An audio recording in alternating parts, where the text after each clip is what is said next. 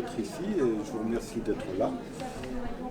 Je suis gérant de l'entreprise, vous m'entendez déjà suffisamment? Oui, je suis gérant de l'entreprise Société Eau Vivante depuis 10 ans. Et nous avons créé aussi l'association à la rencontre de l'eau il y a à peu près 6 ans. Vous le verrez par la suite pour mettre sur un piédestal les travaux de Louis-Claude Vincent qui sont pour moi des travaux d'une extrême importance. Ce que je vais vous proposer lors de cette conférence, ça va être en 3 temps. Dans un premier temps, vous donner quelques photos de l'eau sur Terre et de l'eau dans notre corps. Dans un deuxième temps, de vous relater les résultats de recherche qui, pour certaines, datent depuis plus d'1 siècle. Donc on partira de René Quinton jusqu'à Gérald de Pollack. Et dans un troisième temps, plutôt des réponses à des éventuelles questions de votre part. J'aime bien commencer le diaporama par au commencement était l'eau de la vie. C'est juste une référence à l'évangile selon saint Jean où au commencement était le Verbe. Mais peut-être que pour moi, au commencement avant tout était l'eau. Alors, on connaît souvent... Alors attendez, il faut que je me repère. Voilà. Quelques notions. L'eau recouvre 70% de la planète. Donc, ce qui nous fait une représentation de 510 millions de kilomètres carrés d'eau. Et on dit bien qu'il recouvre. Donc ce qui est intéressant de voir, c'est que c'est pas, quand on dit la planète bleue, on a l'impression que c'est une planète d'eau, mais l'eau recouvre la planète. Donc on va retirer l'eau de la planète, et on va voir ce que ça représente proportionnellement à la planète. Donc voilà la première image que nous n'avons pas l'habitude de voir. C'est-à-dire que là, on a retiré l'ensemble de l'eau de la planète, donc eau salée et eau douce. C'est quelques notions que j'aime bien donner parce que par les temps qui courent sur la pénurie d'eau, on va voir qu'il y a quand même une préoccupation majeure à avoir en conscience. Donc là, je vous disais que c'était l'ensemble de l'eau salée et douce. Donc maintenant, ce qu'on va faire, c'est qu'on va séparer l'eau salée de l'eau douce. Ah, mais oui, parce que je suis sur le petit PowerPoint. Ok. Donc, vous voyez, vous avez la grosse bulle avec la flèche là qui représente l'ensemble de l'eau salée et de l'eau douce. Juste à côté à droite, vous le voyez en petit, je vais me déplacer juste pour vous montrer. Ici, là, la petite bulle, c'est l'eau douce. Et juste en haut de cette flèche, puisqu'il faut distinguer dans l'eau douce l'eau potable, puisque l'eau douce, nous avons les lacs, les ruisseaux. Et donc vous voyez le décrescendo de l'eau disponible en termes d'eau potable sur Terre, pour l'ensemble des habitants. Donc vous ne le voyez peut-être pas, mais on était parti de 1385 km de diamètre d'eau disponible pour arriver à un diamètre de volume d'eau potable disponible sur Terre de l'ordre de 60 km de diamètre, soit 93 km3 d'eau potable à nous partager sur Terre. C'est une image qu'on n'a pas souvent l'occasion de voir, cette représentation de disponibilité d'eau potable sur Terre. Donc je précise à la fin, et figurez-vous que je suis en train de me demander si je ne dois pas inverser, à savoir que l'enjeu pour l'avenir étant autant la qualité de l'eau potable disponible que sa quantité. Et depuis quelques mois, je suis en train de me poser la question s'il ne faudrait pas inverser la chose, si l'enjeu pour l'avenir n'est pas autant la quantité que la qualité. Puisque la qualité, nous allons le voir, on peut y remédier. La quantité, il va y avoir un autre souci dans peu de temps, et qui commence à être une problématique, puisque dans nos pays occidentaux, sachant que jusqu'à présent, la problématique était dans d'autres pays, et notamment des pays du sud du globe. Seulement là, je pense que là, on va avoir de grands soucis dans les années à venir, et présentement de fait. Donc ça, c'était juste pour poser les choses d'un point de vue de l'eau potable. sachant qu'on appelle bien ça eau potable. Donc, à savoir ce que ça veut dire par la suite. On va passer sur quelque chose que j'aime bien aborder, puisque on parle de l'eau potable et c'est une eau. Alors, vous avez peut-être allé avoir des difficultés pour voir, mais je vais vous le dire. Ce que j'aime bien stipuler par rapport à ce constat d'eau disponible sur Terre, c'est d'évoquer les travaux de Yann Arthus Bertrand sur la soif du monde, à savoir ce qu'il a appelé l'eau virtuelle. Et l'eau virtuelle, c'est l'eau que l'on utilise mais qu'on ne voit pas. Et par exemple, il a nommé qu'une personne par jour consomme 5000 litres d'eau virtuelle. Alors qu'est-ce que c'est? C'est mon pantalon, il a fallu semer le coton, récolter le coton, transporter le coton, fabriquer le jean, me l'amener, la chemise, ainsi de suite, je suis venu en voiture, etc. Donc c'est ce qu'on appelle l'eau virtuelle, l'eau qu'on ne voit pas mais que l'on consomme tous les jours. Par exemple, une des aberrations d'aujourd'hui, c'est que là j'ai acheté une bouteille pour faire une expérience tout à l'heure que je vais vous montrer. C'est une bouteille d'1 litre d'eau, dans laquelle il y a 1 litre d'eau, mais pour fabriquer la bouteille, il a fallu 4 litres d'eau. Donc ça, c'est l'eau virtuelle qu'on ne voit pas et qui est utilisée tous les jours. En annexe, vous avez vu l'aberration. 1 litre d'eau, on en utilise 4. Et encore, il va falloir la recycler. Donc en ce sens, il faut 4 litres pour... voilà ce que je nommais pour 1 litre d'eau minérale. 40 litres pour... faut que je me rapproche pour une salade, c'est-à-dire entre la semis et la récolte. Et ainsi de suite. 1000 litres d'eau pour 1 kg de pommes. 11 000 litres d'eau pour un gin. 15 000 litres d'eau pour 1 kg de bœuf. Et la question subsidiaire, c'est pour 1 kg d'antibiotiques, à votre avis, combien faut-il de litres d'eau? 1 kg d'antibiotiques. Bon, je ne vais pas vous laisser courir, voilà, il faut 1 million de litres d'eau pour fabriquer 1 kg d'antibiotiques. Pardon? Le bœuf, lui, mange en plus des antibiotiques? Oui, en plus. Le bœuf mange des antibiotiques, c'est exact.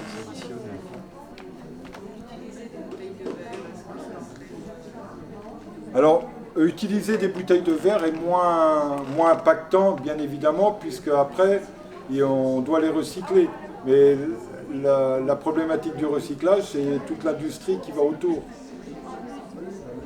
Et on le verra par la suite, mais le top du top, ça serait d'utiliser l'eau que nous avons au robinet sans avoir à acheter des bouteilles. Et voilà.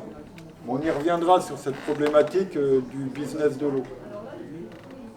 Une famille, donc en résumé, une famille de 4 personnes consomme environ 140 000 litres d'eau virtuelle par semaine. C'est énorme. Ça va sur cette notion? Ouais, là, je pose des choses et puis après, on va... Donc, maintenant, nous en arrivons au corps humain. Le corps humain, en masse corporelle, c'est 70% d'eau. Et quand on voit la répartition dans le corps, on voit bien que nous sommes des êtres remplis d'eau, puisque notre cerveau comporte 90% d'eau, les poumons 80%, le cerveau, voilà, le cœur 77%. Enfin, on voit que de toute façon, tous nos organes sont des organes qui sont remplis d'eau, et on va le voir plus précisément par rapport à la cellule. Alors Jacques Benveniste, auquel je ferai référence tout à l'heure, précisait que l'eau occupe 95,4% de notre corps. Lorsqu'on lit les travaux de Marc-Henri, lui parle de 99% d'eau dans une seule cellule. Sachant que notre corps est composé à peu près de 100 milliards de cellules et que dans une seule cellule, il y a 22 milliards de molécules d'eau. Donc on comprend que le fonctionnement d'une cellule, s'il y a 99% de molécules d'eau à l'intérieur, son carburant, il le tire de l'eau qui est logée dans la cellule. Donc on le verra, l'eau participe à toutes les réactions et fonctions essentielles pour le bon fonctionnement de notre organisme, en l'occurrence puisque nous sommes remplis d'eau et que nous sommes des êtres aquatiques, ce qui n'est pas étonnant, hein, puisque nous venons de la mer à l'origine. Notre coccyx est le témoin de la queue de poisson que nous avions lorsque nous étions dans la mer, et que lorsqu'on regarde la composition de notre corps, on a compris que nous étions des êtres, moi que je nomme des êtres aquatiques à la base. Pour cette raison, l'humain, en tout cas, a besoin de 1,5 à 2 litres d'eau par jour. Seulement, la question que l'on peut se poser, c'est quel type d'eau l'humain a-t-il besoin? Parce que c'est ce que nous allons voir à présent, il n'y a pas une eau, il y a des eaux, et selon leurs caractéristiques, elles peuvent générer soit un terrain de bonne santé, soit son contraire, un terrain de mauvaise santé. Alors, voilà pourquoi il n'y a pas une seule eau, mais en l'occurrence, aujourd'hui, on dénombre entre 100 000 et 150 000 polluants dans l'eau, dans notre matrice. Et c'est pour cette raison que je préconise fortement de s'occuper de l'eau alimentaire et de boisson dans un premier temps, pour récupérer une eau de qualité pour son corps, et ensuite de s'occuper aussi de l'eau sanitaire. Parce que je ne sais pas si vous savez, mais lorsque vous prenez une douche ou un bain, on va prendre la douche, votre corps absorbe entre 300 et 600 grammes d'eau lorsque vous prenez une douche. Ensuite, vous inhalez éventuellement des polluants qui sont dans l'eau, et notamment le chlore, et nous verrons que le chlore, ce n'est pas forcément quelque chose de très bénéfique pour le corps. Alors, entre 100 000 et 150 000 polluants, pourquoi? Parce que tout ce que nous ingérons, eh bien, lorsque nous allons aux toilettes, ça part dans le tout à l'égout, et ce n'est pas des choses qui sont forcément traitées. Sachez que la France est le plus grand consommateur de médicaments au monde. Ça veut dire que tout ce que les gens ingurgitent en termes de médicamenteux se retrouve après dans l'eau. C'est-à-dire tous les résidus médicamenteux tels que les neuroleptiques, les anxiolytiques, la chimiothérapie, tout, les antibiotiques, etc.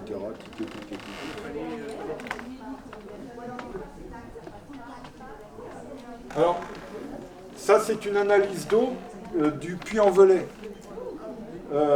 Donc ça c'est ce que vous pouvez retrouver vous-même sur internet, je vais vous donner l'indication. Lorsque vous avez votre analyse d'eau au dos de votre facture, vous avez le pH, un peu la bactério, et puis on vous dit l'eau est potable.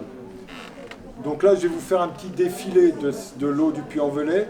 Et avant de venir, on le verra peut-être à la fin, parce que je voulais les sortir sur papier, mais je vous ai trouvé l'analyse d'eau de Abré, sachant qu'il y a 3 réseaux, donc je vous ai trouvé les 3 analyses d'eau de Abré. Ça ressemble un peu à ce que je vais vous montrer là. Donc ça, on y va. Donc ça, c'est ce qu'on appelle de l'eau potable. Donc là, c'est ce qu'il y a dedans. Donc je vous passe le détail. C'est juste pour vous donner un ordre d'idée de ce qu'on retrouve dans l'eau. Alors bien évidemment, j'ai l'ARS qui m'a dit une fois oui, mais les taux sont très bas, 0,005. Seulement ça c'est la première page, ça c'est la deuxième page, et ainsi de suite, et ainsi de suite.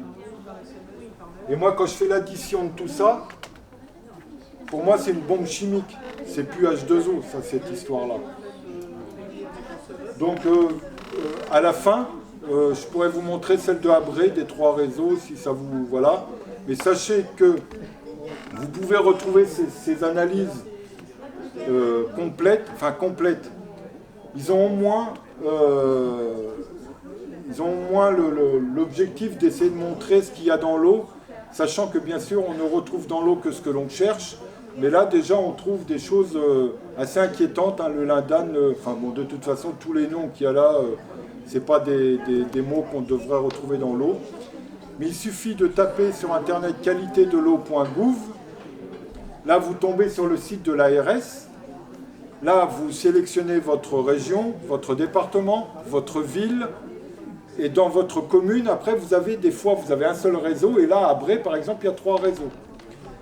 Et puis, quand vous allez cliquer dessus, vous allez avoir la première page que je vous ai montrée, pH, bactériaux et tout ça. Mais ensuite, il y a un petit bouton qui marque analyse précédente.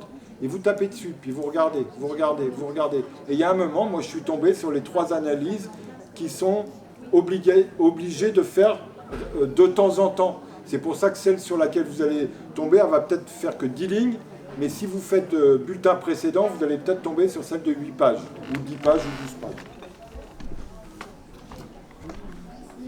Donc c'est pour cette raison que quand on voit le contenu de l'eau, on peut se dire qu'il y a peut-être quelque chose à faire pour améliorer la qualité de l'eau d'un point de vue physico-chimique. Mais ça ne suffit pas parce que ce que nous allons aborder à présent, c'est les résultats de recherche de différents scientifiques qui nous montrent qu'il faut peut-être orienter notre recherche de qualité d'eau vers des spécificités bien précises. Et c'est ce que nous allons voir. Ça, c'est une analyse d'eau de pluie. Parce qu'on pourrait se dire, l'eau de pluie, tout va bien. Et en fait, bon, voilà, si on y regarde de plus près, bah, tout ne va pas bien non plus, quoi. On a des particules fines dans l'eau. Donc lorsqu'on fait de la récupération d'eau de pluie et qu'on pense avoir une eau indemne de polluants, bah, malheureusement, ce n'est pas le cas. Et c'est une analyse très succincte, en l'occurrence. Et pardon, qu'est-ce que, du coup, dans l'eau du réseau, on retrouve des médicaments, des pesticides, des choses comme ça? Oui. Et dans l'eau de pluie, du coup Ben, on va retrouver des métaux lourds, on va retrouver tous les polluants des échappements, les polluants des évacuations de l'agriculture par évaporation, industrielle. Donc en fait, si on faisait une analyse correcte de l'eau de pluie, mis à part le fait qu'elle soit distillée, c'est-à-dire qu'elle est indemne de minéraux, enfin indemne, comme si c'était, non, qu'elle a 0 minéraux puisqu'elle est distillée, mis à part ça, en termes de polluants, à mon avis, si on fait une recherche approfondie, c'est une catastrophe. Là, quand l'analyse précédente là, de l'eau de pluie, il suffirait de s'y rapprocher pour commencer à voir ce qu'il y a dedans. Bon, déjà, c'est pas très réjouissant. Et c'est juste une petite analyse d'un agriculteur qui m'a fourni parce qu'il voulait constater que lui il me disait l'eau de pluie, je vais pouvoir l'utiliser. Mais je disais, faites une petite analyse déjà, puis vous verrez. Ben, quand il a vu déjà ce qu'il y avait dans l'eau de pluie, je lui dis voilà, là il y a nécessité de faire une filtration quand même. À présent, donc, ce que je vous propose, c'est faut que je fasse gaffe à mon timing, de faire un cheminement vers des résultats de travaux. Donc je vais d'abord évoquer René Quinton. Ça date, 1866. 1925, c'était un homme qui avait... il y a beaucoup de ces scientifiques qui, de par leur observation et leur compréhension du milieu naturel, ont révélé des choses qui sont essentielles dans nos connaissances. À savoir que lui, il avait nommé que l'eau de mer était similaire à notre plasma sanguin, excepté la salinité. Donc du coup, il avait fait l'expérience d'un chien malade. Il avait transfusé l'ensemble de son sang par de l'eau de mer, à laquelle il avait enlevé la salinité, et ça avait sauvé le chien. D'ailleurs, un chien qu'il avait nommé Sodium. Et donc de ces travaux-là, en ont découlé l'installation de dispensaires Quinton dans les années 1910-1920. Des dispensaires Quinton avec lesquels il y avait des soins qui étaient préconisés aux gens qui étaient malades avec de l'eau de mer. Donc toujours en enlevant le sel de... Voilà. Mais comme il y a une similitude de ce plasma sanguin avec l'eau de mer, on peut soigner. En tout cas, il y avait des résultats considérables. Et à l'époque, il avait obtenu une renommée internationale du résultat de ces travaux, enfin de la mise en place de ces thérapies liées à l'eau de mer. À savoir quand même que les utilisations du plasma de Quinton, vous en avez un exemple dans les personnes qui exposent ici, le plasma de Quinton s'utilise en hypotonique ou en isotonique, mais savoir qu'il peut y avoir, et dans certains pays c'est autorisé, en France c'est moitié-moitié, mais il peut y avoir des injections de plasma de Quinton, d'eau de mer, au niveau des articulations, au niveau de ceux qui font des hernies discales, pour être soignés d'une hernie discale grâce à l'injection d'eau de mer.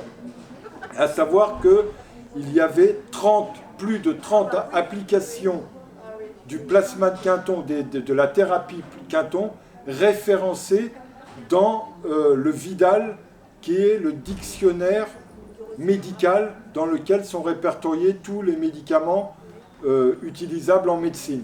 Donc sachez que jusque dans les années 70, plus de 30 applications étaient estampillées, reconnues par la médecine comme étant efficaces pour des soins. Voilà, après je vous laisse le soin de vous imaginer pourquoi on a squeezé ces applications. Voilà. Faites des recherches sur l'âge. Donc j'ai choisi de vous faire la conférence un peu courte par rapport au temps qui nous est disponible. Je vous inviterai par la suite, j'ai un petit document qui vous relate l'ensemble des personnes, des scientifiques auxquels je fais référence, ce qui vous permettra après, vous, d'aller faire vos propres recherches. Mais c'est absolument phénoménal les travaux de René Quinton, ce qu'il a permis de mettre en évidence. Donc là, pour cet homme-là, c'est la similitude du plasma sanguin avec l'eau de mer.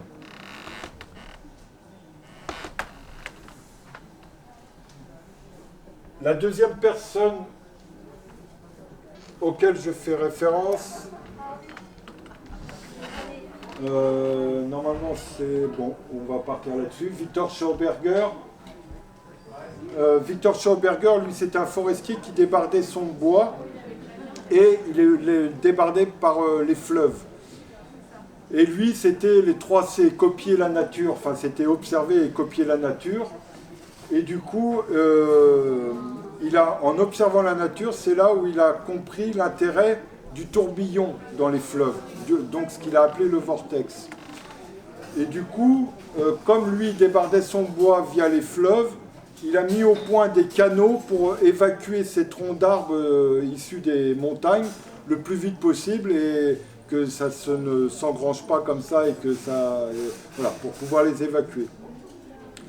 Mais ensuite, il s'était étonné d'une truite qui reste dans le tourbillon stable comme ça, et donc il a cherché à mieux comprendre la nature.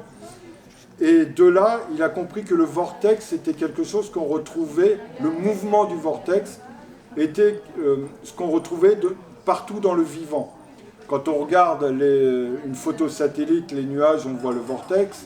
Quand on regarde depuis le ciel les mouvements de la mer, on voit les vortex de 2000 à 3000 km de diamètre.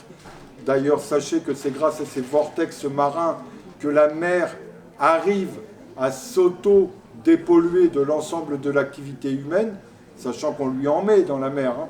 Mais le vortex a pour propriété de générer ce qu'on appelle la transmutation moléculaire, de transformer les molécules grâce à ce tourbillon.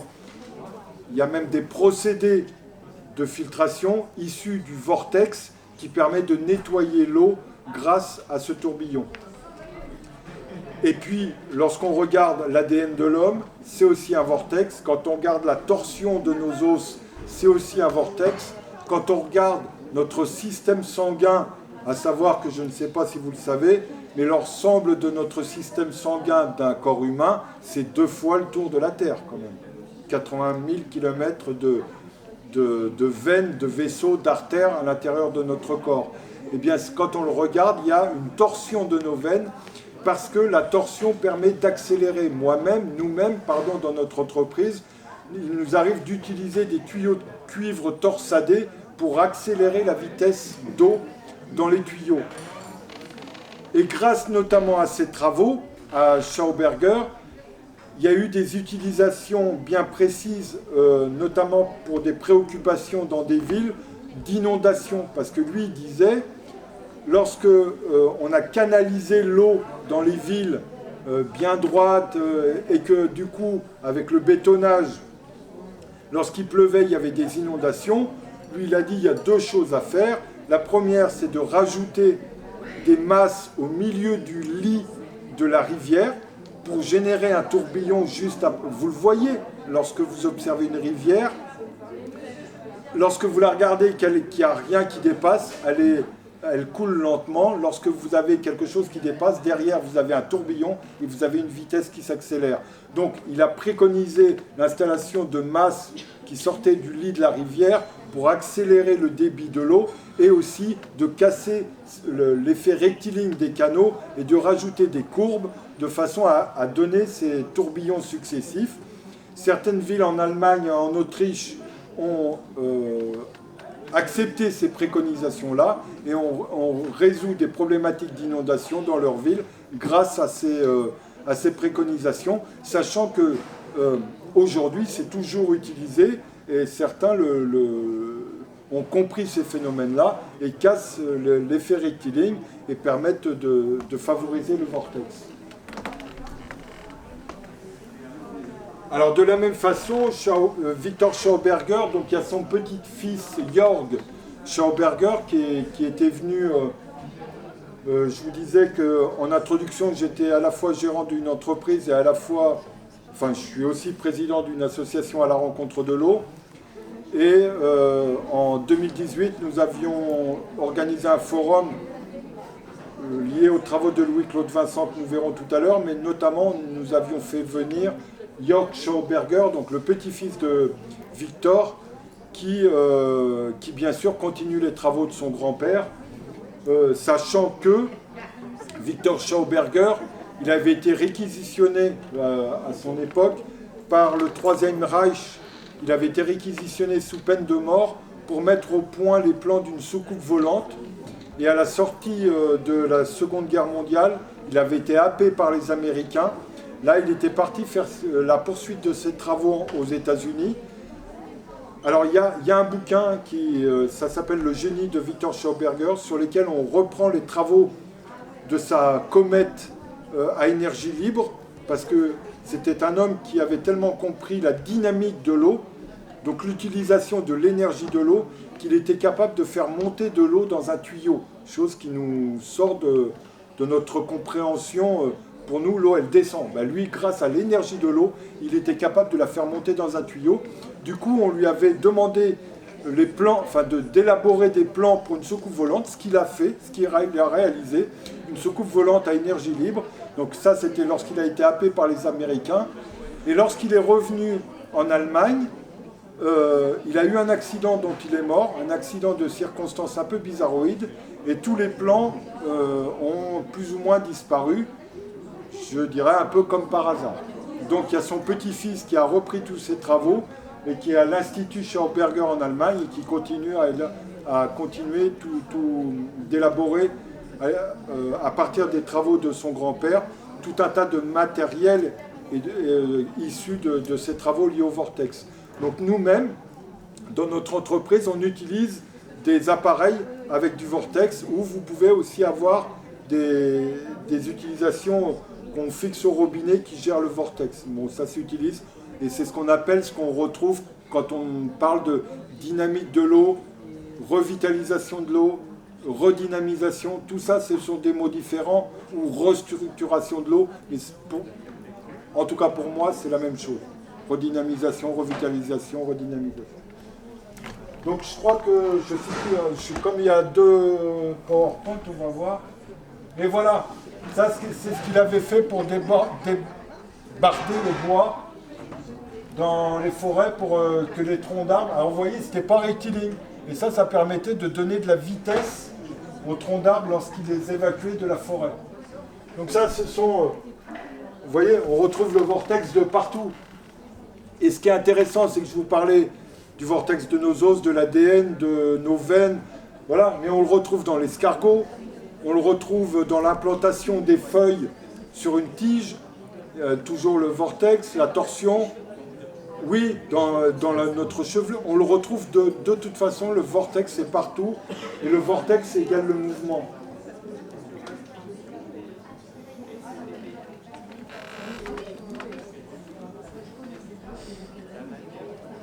Yes. Un autre homme d'une grande importance, Marcel Violet. Alors autant Schauberger, c'était un autodidacte, c'est le seul autodidacte. Je vous parlais de René Quinton, lui il avait tous les diplômes en face. Marcel Violet, juste ingénieur des arts et métiers, inventeur français. Lui, encore une fois, c'est suite à l'observation, suite à une pluie orageuse, il avait remarqué que les bêtes allaient plutôt boire dans les flaques d'eau de cette pluie orageuse que plutôt dans leur bachat. Et puis que son potager se retrouvait boosté suite à une pluie orageuse. Donc il a recherché ce qui se passait dans l'eau à ce moment-là, et c'est là où il en a sorti l'aspect électromagnétique, la charge électromagnétique de l'eau contenue dans cette pluie orageuse. Donc il a continué ses observations et ses travaux, et il a mis au point ce qu'il a appelé le dynamiseur violet, qui a été estampillé par la communauté scientifique avec un numéro d'agrément. Et à son époque, on lui avait donné la possibilité, dans un hôpital à Roubaix, un grand hôpital de Roubaix, d'utiliser son eau de dynamiseur violet dans la thérapie des gens qui étaient hospitalisés. Résultat, donc pendant 6 mois. Et ce qui était intéressant, c'est qu'il l'a fait autant sur les personnes malades que sur le personnel. Mais en tout cas sur les personnes malades, résultat de l'utilisation de l'eau violet,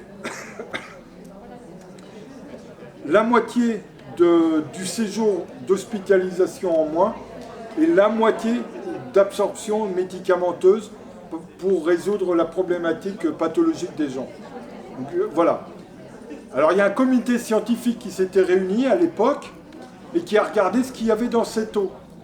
Mais ne trouvant rien dans cette eau, ils ont dit bon on arrête, on ne va pas utiliser, sans chercher à comprendre pourquoi cette eau dynamisée, issue du dynamiseur violet, avait un impact thérapeutique. On ne trouve rien dedans, donc on enlève. Pourtant les résultats étaient là. C'est ultra intéressant parce que le dynamiseur violet, il y a encore des gens qui le mettent en place avec de la cire d'abeille, enfin c'est quelque chose d'assez magnifique. Mais voilà, sachez que ce qui est intéressant de noter, là, d'observer, c'est l'aspect électromagnétique de l'eau. Parce que c'est ce que nous allons voir dans la suite, là, peut-être que l'aspect électromagnétique, sans arrêt, revient, contenu dans l'eau utilisée en thérapie, mais n'oublions pas que notre corps est composé de 70% d'eau et que dans une seule cellule, il y a 99% d'eau, de molécules d'eau. Donc s'il y a une correspondance entre l'eau que nous buvons et l'eau contenue dans notre corps, c'est peut-être une correspondance électromagnétique. Et c'est ce que nous allons continuer à voir. Il fait chaud. Hein ?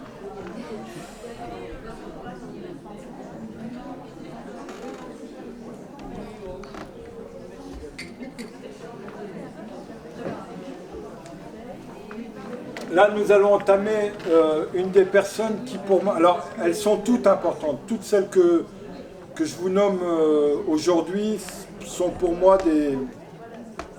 des personnes essentielles et sur lesquelles je vous appelle à aller faire des recherches plus approfondies. Mais cet homme-là, pour moi, c'est l'homme principal de ce que j'appelle personnellement une eau biocompatible, c'est-à-dire compatible avec le vivant. En l'occurrence, Louis-Claude Vincent est natif du Puy-en-Velay. Je ne vous ai pas dit, je viens du Puy-en-Velay, de la Haute-Loire. Il est natif du Puy-en-Velay, né en 1906 au Puy-en-Velay, et il a mis en place ce qu'on appelle la bioélectronique de Vincent en 1948. Et c'est pour cette raison qu'en 2017, nous avons créé l'association à la rencontre de l'eau pour pouvoir mettre en place le forum à la rencontre de l'eau en 2018 pour fêter, entre guillemets, les 70 ans de la bioélectronique de Vincent, pour mettre sur un piédestal ces travaux, sachant que ces travaux sont soit ignorés, soit évincés des connaissances médicales actuelles. Et vous allez voir qu'il y a une petite contradiction. Je vous parlais de René Quinton avec ses applications dans le Vidal, qui étaient référencées, qu'on a squeezées. Les travaux de Marcel Violet, les dispensaires Violet, vas-y, c'est pareil, on les évince. Et là, nous allons le voir avec Louis-Claude Vincent, qu'il y a eu un estampillage de reconnaissance médicale, et puis qu'à un moment, on a dit, oh là, on enlève tout ça là, parce que si on commence à faire de la prévention grâce à ces travaux, peut-être qu'une fois de plus, des laboratoires pharmaceutiques ne vont pas être satisfaits de travailler en préventif et non pas en curatif. Enfin, curatif, si ça pouvait même plus soigner, ça se saurait, mais enfin voilà. Louis-Claude Vincent, donc natif du Puy-en-Velay, fait un voyage à Beyrouth. Peut-être que, là vous ne le voyez pas, c'est un peu trop loin, mais sur la gauche, il y a son CV. C'est-à-dire, il travaillait pour l'armée française, travaillait pour EDF, pour plus de 300 communes. Voilà. Et donc, il était reconnu et utilisé pour la connaissance de ses travaux. Du coup, c'était lors d'un voyage à Beyrouth, au Liban, où il s'est posé la question suivante: pourquoi les gens ont telle maladie à cet endroit-là, et pourquoi à tel autre endroit ils n'ont pas cette maladie? Et il s'est dit peut-être, enfin, d'où vient ce point commun? Et le point commun, il l'a tiré de la consommation commune de ces gens-là, c'était l'eau. Donc il a commencé à aller chercher les caractéristiques physico-chimiques de l'eau, et il en a déduit que selon les caractéristiques physico-chimiques, eh bien, l'eau n'allait pas répondre forcément aux trois grandes fonctions de l'eau dans notre corps. Et c'est là où les travaux sont d'une extrême importance, c'est qu'il a mis en évidence les trois fonctions. S'il y a quelque chose à retenir aujourd'hui de cette conférence, ça va être juste deux phrases. Les trois fonctions de l'eau dans notre corps, c'est de transporter ce qu'il faut là où il faut. Jeanne Rousseau, que nous allons voir, qui travaillait avec Louis-Claude Vincent, disait: l'eau est beaucoup plus importante par ce qu'elle transporte que par ce qu'elle apporte. C'est pas à l'eau d'apporter les nutriments, l'eau est taxie dans notre corps. Donc première fonction, l'eau est beaucoup plus importante par ce qu'elle transporte que par ce qu'elle apporte. La deuxième fonction, c'est d'éliminer les toxines de notre corps. Nos reins filtrent 160 litres par jour.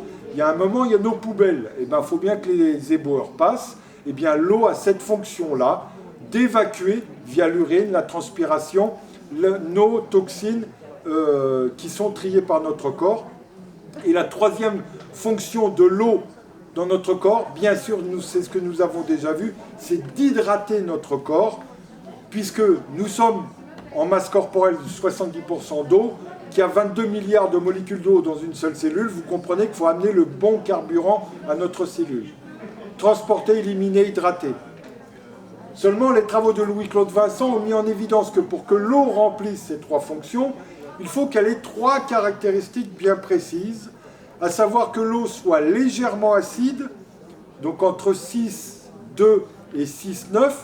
Vous savez peut-être, je le rappelle, le pH va de 0 à 14, la neutralité étant à 7. En dessous, c'est de l'acidité, au-dessus, c'est alcalin. Là, Louis-Claude Vincent a mis en évidence que pour que l'eau remplisse ces trois fonctions, il faut qu'elle soit légèrement acide, qu'elle soit, alors c'est ce qu'on appelle le redox, l'oxydoréduction de l'eau, qu'elle soit réductrice et non pas oxydante. Sachez que le chlore contenu dans l'eau est un hyperoxydant, donc dès l'instant où on boit de l'eau chlorée, on boit une eau oxydante, donc qui ne remplit pas les fonctions, il faut qu'elle soit réductrice, et enfin, il faut qu'elle soit la moins minéralisée possible. Contrairement à toute la publicité commerciale que vous entendez, buvez de l'eau minéralisée, Eh bien non, il faut boire l'eau la moins minéralisée, je ne dis pas distillée, je dis la moins minéralisée, entre 10 et 150 mg par litre de minéraux bruts. C'est ce que nous allons voir. Alors ça, c'est Jeanne Rousseau, docteur en pharmacie, qui a mis en place l'Institut bioélectronique de Vincent avec Louis-Claude Vincent. Alors, c'est la seule femme de mon diaporama, quand même, je m'arrête de 5 secondes, enfin un peu plus. Jeanne Rousseau, et on reviendra à la bioélectronique, Jeanne Rousseau, elle, peut-être avez-vous, elle parle de l'eau médiatrice, elle, ses travaux sont encore utilisés aujourd'hui pour les baignoires, on appelle ça les baignoires Jeanne Rousseau, dans laquelle elle utilisait le tourbillon, les influences cosmiques, le son, notamment dans l'eau. Elle utilisait toutes les fréquences qui lui étaient proposées pour générer les baignoires Rousseau, les baignoires thérapeutiques, que l'on retrouve encore chez certains thérapeutes utilisés aujourd'hui. Moi j'en ai eu fait l'essai, c'est absolument fantastique les résultats qu'on en éprouve et les résultats thérapeutiques qui en résultent lorsqu'on fait des thérapies liées aux baignoires, la balnéo sous le principe de Jeanne Rousseau. Là aussi, Jeanne Rousseau, absolument magnifique. Donc elle a travaillé avec Jeanne Rousseau, avec Louis-Claude Vincent, et elle a été donc présidente de l'association bioélectronique de Vincent pendant plusieurs années. Donc c'est ce que je vous disais, l'eau a 3 grandes fonctions dans notre corps: transporter ce qu'il faut là où il faut, éliminer les toxines et hydrater notre corps. Et donc pour répondre à ces 3 grandes fonctions, nous avons le pH, le RH2 et la résistivité. Et là c'est intéressant de s'y arrêter. Donc je vous disais le pH 0 à 14, l'acidité. Seulement qu'est-ce qu'on lit? Nous lisons qu'une eau de qualité devrait avoir un pH légèrement acide entre 6,2 et 6,9. Et tout de suite, qu'est-ce qu'on voit après? Riche en protons. Et ça, c'est quoi? C'est le facteur magnétique de l'eau. Je vous rappelle les travaux de Marcel Violet, l'eau, électromagnétisme. Nous sommes composés d'eau, et il se trouve que l'eau, lorsqu'elle est légèrement acide, on parle de riche en protons, facteur magnétique, donc important. Le RH2, alors, c'est de 0 à 42, et la moyenne, c'est 28. Ça, c'est lié à un calcul mathématique assez complexe, entre le pH, la résistivité, etc. Le fait est, acceptez-le, la moyenne est à 28. Et au-delà de 28, l'eau est oxydante, et en deçà de 28, l'eau est réductrice. Et il faut que l'eau soit réductrice. Et quand l'eau est réductrice, qu'est-ce qu'elle est? Elle est riche en électrons, donc chargée négativement. Et ça, c'est le facteur électrique. Donc comme quoi, nous sommes certes des êtres aquatiques, mais on commence à comprendre que puisque nous sommes composés d'eau et qu'on parle de facteurs magnétiques et électriques, nous sommes sans doute, et j'en suis persuadé, des êtres électromagnétiques. Et la résistivité, donc c'est donc qui se mesure en ρ, qui est le nombre de minéraux dans l'eau composée. Donc quand c'est supérieur à 6000 ohms, ça veut dire très peu de minéraux. Et en l'occurrence, Louis-Claude Vincent parlait d'une eau très faiblement minéralisée. Et là, lorsqu'on parle d'une eau très faiblement minéralisée, on parle du facteur diélectrique, et donc c'est la facilité d'expression de l'énergie électromagnétique dans le milieu. Donc vous comprenez que là, on y retrouve tout cet aspect électromagnétique que l'on évoquait tout à l'heure.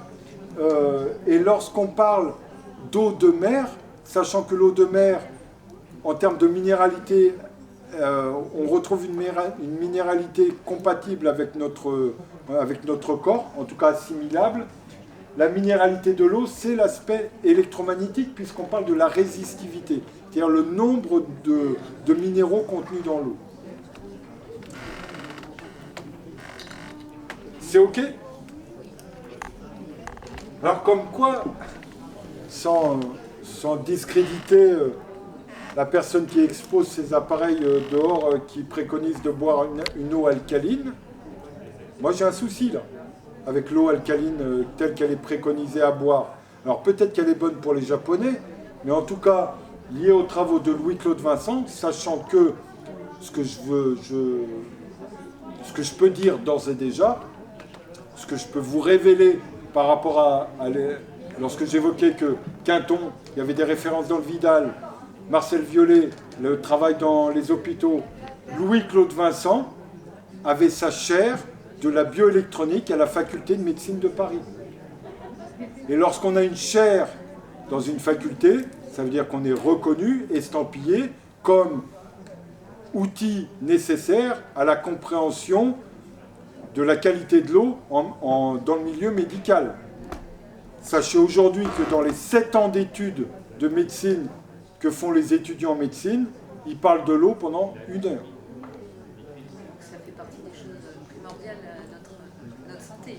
C'est-à-dire que vu que nous sommes composés à 70% d'eau et que quand vous commencez à comprendre que l'eau, c'est pas simplement de l'eau, mais que si on recherche un peu plus, il y a une nécessité à la compréhension pour savoir quelle eau nous devons boire pour générer un terrain de bonne santé. Alors, cette histoire, je crois que c'est la suivante. Voilà. Cette histoire de minéralité, là. Buvez de l'eau minérale. Voilà. C'est bon pour votre santé. Là, je vous arrête tout de suite. Et ça, tout ce que je vous dis là, c'est pas moi. Moi, je suis juste un relais de ces informations-là. Et ça, ces informations dont vous allez prendre connaissance, c'est dans le dictionnaire. Vous prenez le dictionnaire. Tous les mammifères auxquels nous faisons partie sont des êtres hétérotrophes. Ça veut dire incapables de métaboliser les minéraux bruts contenus dans l'eau. Ce sont les végétaux qui sont des êtres autotrophes qui vont transformer, métaboliser les minéraux bruts contenus dans l'eau et via l'alimentation, notre corps peut alors les assimiler. Mais lorsqu'on boit une eau trop minéralisée, notre corps ne sait pas quoi faire de ces minéraux.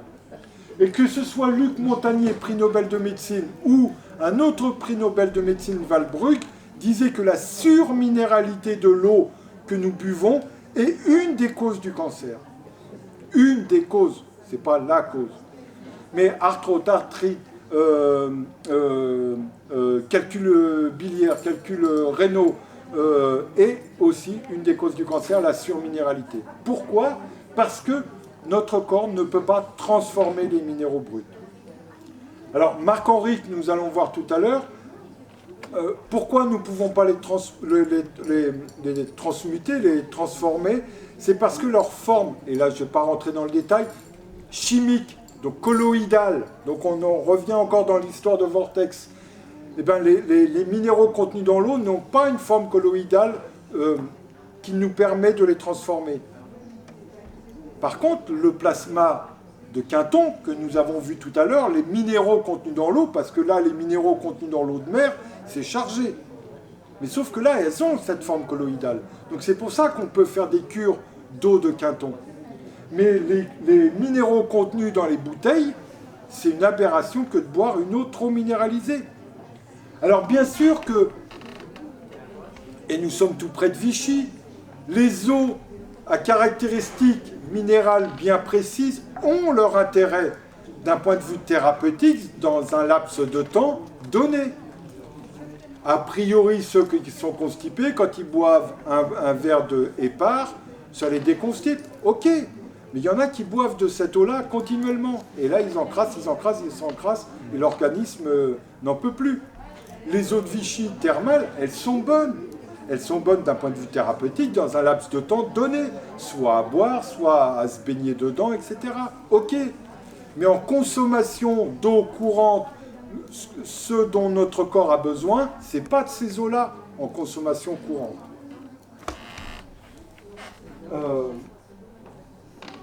C'est ok cette notion-là parce que, alors buvez de l'eau, magnésium, calcium, non, arrêtez. Le magnésium, vous le trouverez dans les amandes, voyez ce que je veux dire, le calcium, vous le trouverez dans de la consoude, vous le trouverez dans les végétaux, parce qu'ils ont été transformés, et via l'alimentation, votre corps va pouvoir alors les absorber, les assimiler. Donc là, je vous propose une petite expérience pour vous montrer l'invisible. Personnellement, pour avoir travaillé dans un magasin bio pendant plusieurs années, avant que ce magasin arrête de distribuer des bouteilles d'eau du fait du bilan carbone complètement absurde de transport de bouteilles, mais ce que nous avons vu tout à l'heure en eau virtuelle, c'est-à-dire que pour boire 1 litre d'eau, il y a 4 litres d'eau d'utiliser. En tout cas, ces magasins bio proposaient 3 eaux qui répondaient à la bioélectronique de Vincent. Je vous donne les marques, mais on s'en fout. Montcalm, Rosée de la Reine et la Monroco. Quand on regarde les spécificités physico-chimiques de l'eau, légèrement acide, la minéralité entre 20 et 30 mg par litre est réductrice et non pas oxydante. Donc là, ce que je vous propose, c'est d'aller vous montrer la minéralité de l'eau, d'une eau, je crois que c'est la Monroco, la Montcalm que j'ai, et de la Hépar. Donc on va faire l'expérience de suite. Donc c'est la Monroco. Monroco, c'est 20-30 mg de minéraux bruts par litre.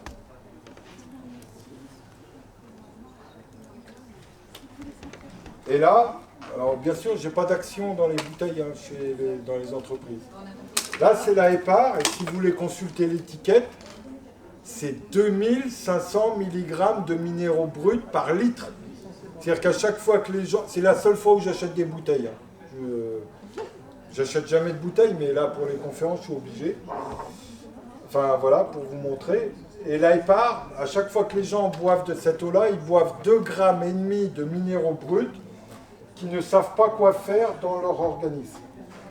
Donc là, il y a une possibilité de faire apparaître les minéraux bruts, c'est de générer de l'électrolyse, donc faire une précipitation des minéraux dans l'eau. Donc là, je mets en action, et puis après, je vous rapprocherai les 2 verres tout à l'heure. Donc là, on envoie du courant dans l'eau pour générer ce qu'on appelle une précipitation des minéraux dans l'eau.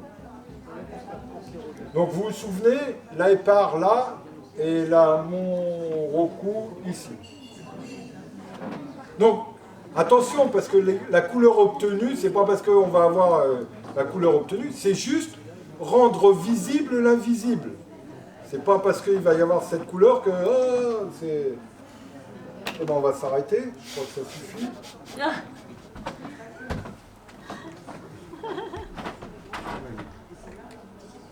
Coca-Cola.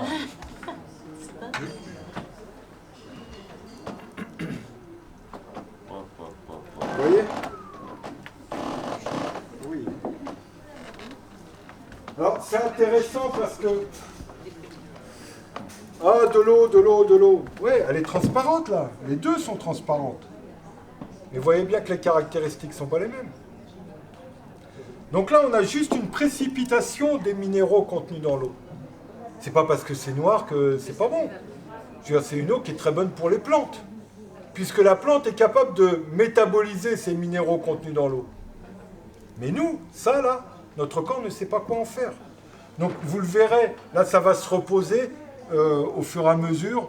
Et on va avoir le dépôt, d'ailleurs, vous pourriez le passer, mais le verre est chaud. Hein. Mais on voit les minéraux qui se déposent au fond. Donc vous le verrez, on va le laisser là pour l'instant. C'est juste pour vous montrer l'invisible. C'est-à-dire que de la même façon, il y a des appareils de mesure qui vous permettraient de voir si l'eau est alcaline ou oui. Du coup, je me dis que c'est complètement fou parce que du coup, le milieu hospitalier il le sait, ça il le connaît, puisque quand on a un enfant, un bébé, ils nous disent qu'il faut donner de l'amour au cou. Mais ça dépend quel hôpital, parce que, enfin quelle maternité. Au Puy-en-Velay, ils doivent être sponsorisés par ça, parce que entre les couches pampers et ça, c'est ce qu'ils préconisent. En En fait, moi, mes enfants sont grands, mais quand ils ont 16 ans, et il y avait un kit, ils nous offraient un petit kit, et dedans, il y avait un échantillon de mon beaucoup. Et ils nous disaient que c'était mieux de donner cette eau-là. Ben, bien sûr. Mais pour les enfants comme pour vous, comprenez que là, vous devriez ressortir de ce moment de partage en ayant les 3 fonctions de l'eau dans notre corps et les 3 caractéristiques nécessaires à l'eau pour qu'elle remplisse ces 3 fonctions. Une de ces caractéristiques est squeezée, les fonctions ne sont pas remplies.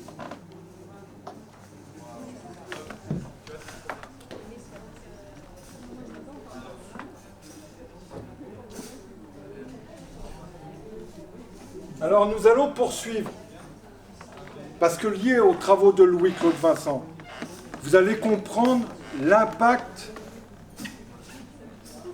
primordial, essentiel de ces travaux. Donc des 3 caractéristiques de l'eau, il a élaboré ce qu'on appelle le diagramme de la bioélectronique de Vincent. À savoir qu'en bas, vous avez l'échelle du pH, donc l'acidité, donc un peu acide, sec le milieu, 9 à droite alcalin. Au milieu, vous avez, enfin au milieu, en haut à 28, là, dans l'échelle, attendez, horizon, verticalité, vous avez 28, ça c'est, vous savez, la moyenne, l'oxydoréduction. En deçà, c'est réducteur, au-delà, c'est oxydant. Et puis les zones que vous voyez là sont des zones où la minéralité de l'eau. Donc ça nous fait un diagramme avec les 4 eaux qui sont distinguées. Donc en bas, on a les eaux polluées quand elles sont basiques, très réductrices, avec beaucoup de minéraux. Voilà, on a les eaux polluées, maladies microbiennes. Les eaux thermales, en bas, où le ρ est inférieur à 400 ohms, ça veut dire extrêmement minéralisé. Quand on a du sel, on a des sels minéraux complètement explosifs.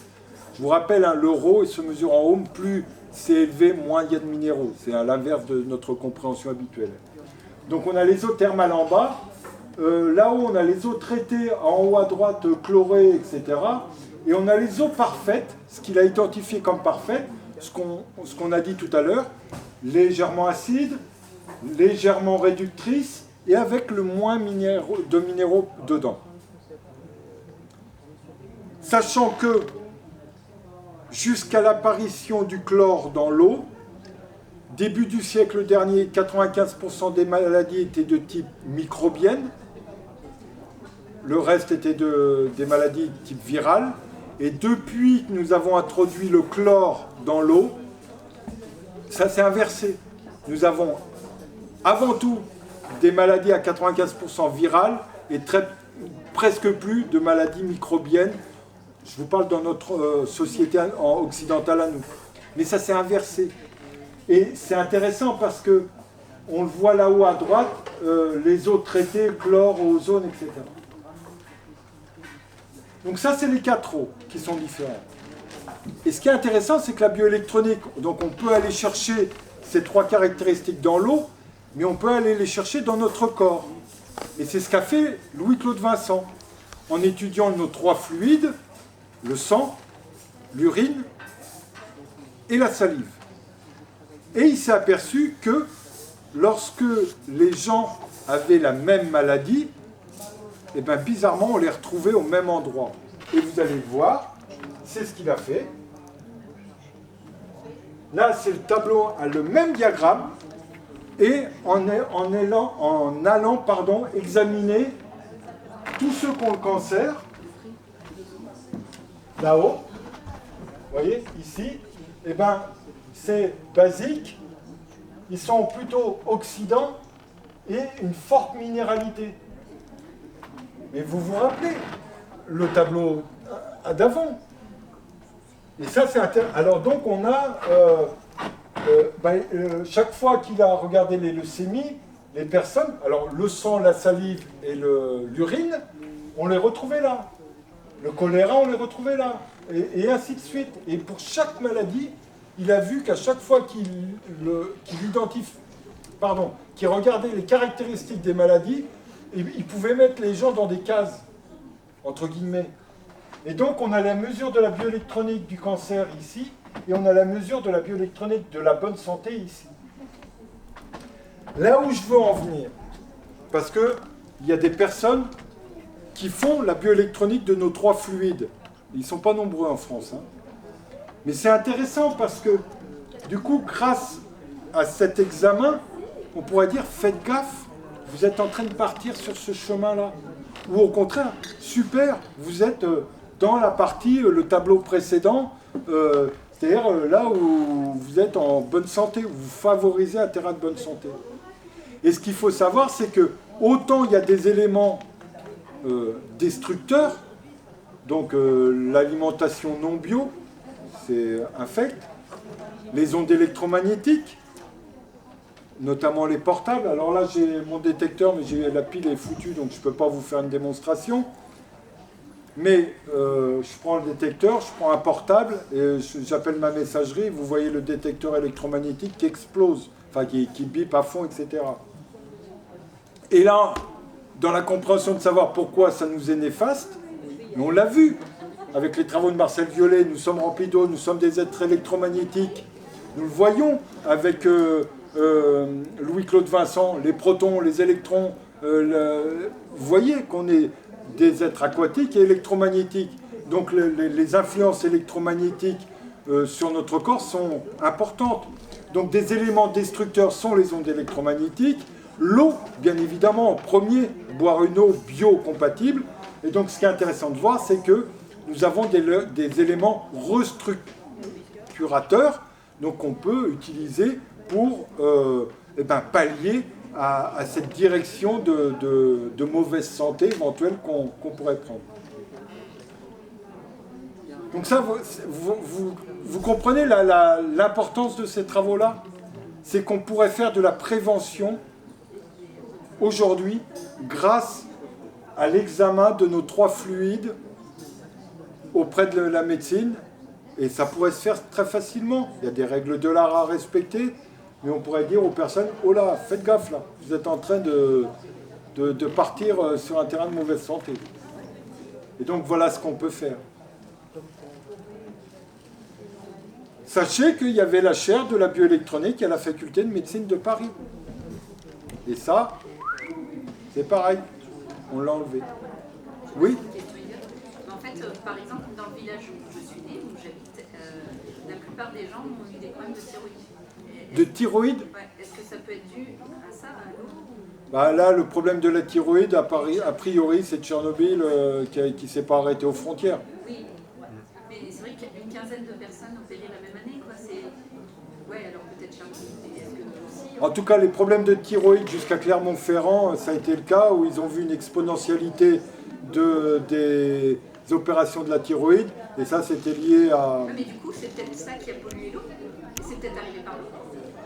Bah, de toute façon, peut-être que c'est arrivé aussi par l'eau, mais c'est aussi arrivé par les voies aériennes. Je vous disais tout à l'heure, il faut se préoccuper de l'eau alimentaire et de boisson, mais aussi de l'eau sanitaire quand vous prenez votre douche. Mais quand vous prenez votre douche, votre peau boit entre 300 et 600 grammes d'eau, mais lorsqu'il y a du chlore dans l'eau, vous inhalez du chlore, sachant que quand vous l'inhalez, vous l'absorbez beaucoup plus fortement que lorsque vous le buvez. Enfin, les deux ne sont pas bons, mais vous inhalez du chlore via les voies respiratoires, et du coup, ça oxyde l'air de vos poumons, ça oxyde votre sang, etc. Donc, de fait, voilà. Je ne peux pas dire, là, je n'ai pas la réponse. Voilà, mais c'est pour cette raison que moi, personnellement, les travaux de Louis-Claude Vincent sont essentiels à comprendre. Et moi, je m'appuie là-dessus pour dire aussi, quand j'entends « buvez une eau minéralisée », je dis « arrêtez, ouvrez le dictionnaire », c'est pas moi qui le dis, hétérotrophe, autotrophe. Buvez une eau alcaline, moi je dis allez voir les travaux de Louis-Claude Vincent, et puis sachant qu'il a un CV énorme, quoi, c'est pas un uluberlu, quoi. Des questions, enfin éventuelles, je poursuis, puis on verra après.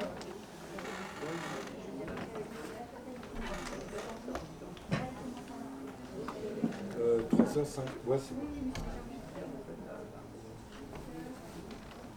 Ok.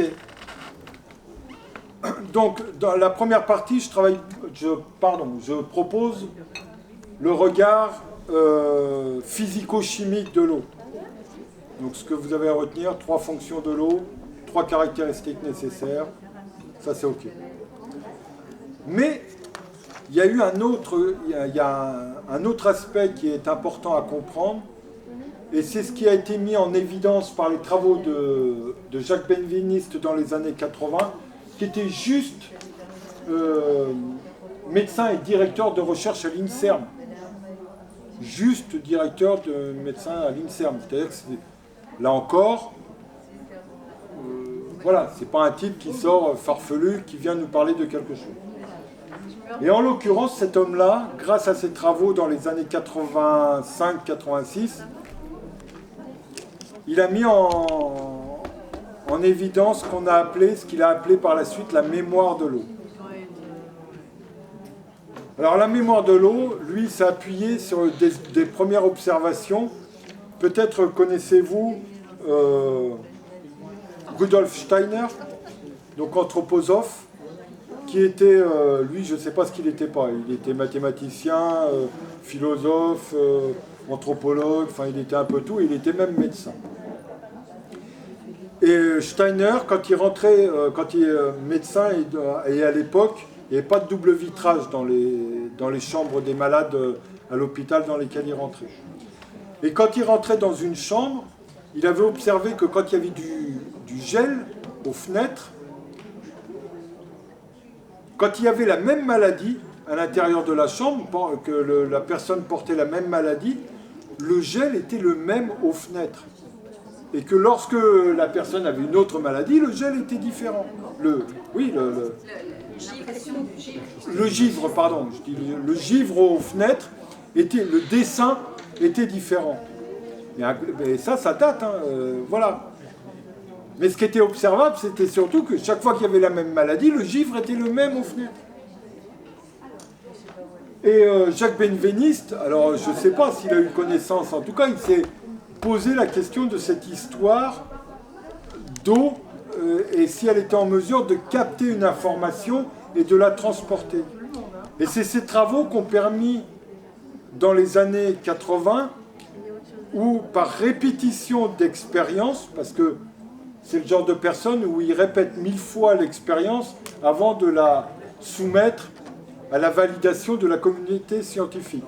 Et notamment, il y a un endroit qui estampille la validation lorsqu'on publie dans la revue Nature. Quand on publie dans la revue Nature, ça y est, ça veut dire que c'est reconnu. Donc à l'époque, c'est ce qui a été fait, ça a été reconnu et publié dans la revue Nature. Seulement, il y a eu d'un côté applaudissement de la communauté scientifique, et de l'autre côté, il y a d'autres scientifiques qui ont dit mais c'est du n'importe quoi. Et la revue Nature a entrepris d'envoyer une contre-expertise qui s'est déroulée dans des conditions un peu bizarres puisqu'elle avait pour but de discréditer ses travaux. Donc vu que le but était de discréditer des travaux, forcément, la contre-expertise s'est passée comme il se devait, c'est-à-dire que les travaux de Jacques Benveniste ont été discrédités, et ensuite il y a eu des articles de journaux qui ont dit la mémoire de l'eau, foutaise, n'importe quoi, Jacques Benveniste est un fou. Et il s'est retrouvé, alors qu'il était directeur à l'INSERM, il s'est retrouvé, vous savez, dans ces Algeco, là, ces cabanes de chantier, tout son laboratoire s'est retrouvé là-dedans, avec une caravane en guise de laboratoire de stockage. Voilà. Il est tombé malade, et son moral étant très bas, il en est décédé de sa maladie. En tout cas, ses travaux sont tombés un peu dans l'oubli, mais il avait mis en évidence cette histoire de mémoire de l'eau. Et c'est ce que nous allons voir avec la poursuite de ces travaux. Puisqu'en l'occurrence, un peu plus tard, je ne sais pas si dans ce diapo je le nomme, mais il y a un bouquin que vous avez vu qui était Masaru Emoto, Le pouvoir guérisseur de l'eau, les cristaux sensibles, etc. En tout cas, bien évidemment, j'en parle, je peux en parler, mais pour autant, ce n'est pas un scientifique, Masaru Emoto. Donc, c'est pas que j'ai du mal, mais lorsque la photographie du cristal obtenu ne correspondait pas à l'objectif souhaité, il squeezait la photo. Donc, il y a un endroit où moi, ça me dérange un peu, alors que Jacques Benveniste ou Luc Montagnier, je répète l'expérience 1000 fois avant de dire et de valider, oui, j'atteste que ça fonctionne comme ça. Luc Montagnier, c'est parce qu'il était prix Nobel de médecine et qu'il avait toujours ce souci de recherche, de recherche en tant que médecin et passionné. Donc il a repris les travaux de Jacques Benveniste, qui à l'époque, Luc Montagnier disait « Oh là, c'est un peu bizarroïde ce dont il nous parle, Jacques Benveniste, mais pour autant je suis curieux, je vais aller tester ce qu'il disait. » Et en 2005, il a fait ses expériences d'aller rechercher cette histoire de mémoire de l'eau. Et du coup, c'est ce qu'il a fait avec Hassan, bon, j'ai perdu son nom, sachant que son histoire, son expérience, il l'a faite avec un laboratoire italien, où il a pris de l'eau pure. Alors sachez que l'eau pure, et ça Marc-Henri nous le dit, de l'eau pure peut être liquide à moins 47 degrés et liquide à plus 230 et quelques degrés. Oui, bizarrement, quand l'eau est complètement pure. Cette histoire de congélation, etc., ça c'est, voilà, chez les scientifiques, enfin, chez les gens qui travaillent en laboratoire, en tout cas Marc-Henri peut travailler avec de l'eau liquide à moins 30 degrés, de l'eau liquide à plus 150 degrés, il n'y a aucun souci. Et en l'occurrence, Luc Montagnier prend de l'eau pure, met l'ADN du sida, une molécule de l'ADN du sida dans de l'eau, et après fait de la dilution. Donc là, c'est le procédé homéopathique. J'ai un litre d'eau dans lequel j'ai introduit une molécule, et en l'occurrence là de l'ADN du sida. Je secoue, vortex, là on retrouve les travaux de Schauberger, de dynamisation, ok. Je prends 1/100 de ce litre-là, je le mets dans un nouveau litre d'eau. Là je dilue, je vortex, on est à la 2e dilution, et ainsi de suite.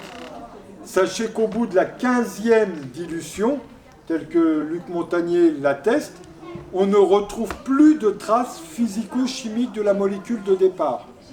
Et sachez qu'au bout de la 24e dilution, ça revient à une goutte d'eau dans l'océan, en termes de dilution. Donc les travaux de Luc Montagnier ont eu ce... Hop là, on reste là-dessus. Se sont appuyés sur ce procédé-là. Donc, ADN dilué à 15 dilutions. Là, ils ont enregistré l'onde électromagnétique de l'eau. Ils ont obtenu une carte électromagnétique de, entre guillemets, l'ADN de cette eau.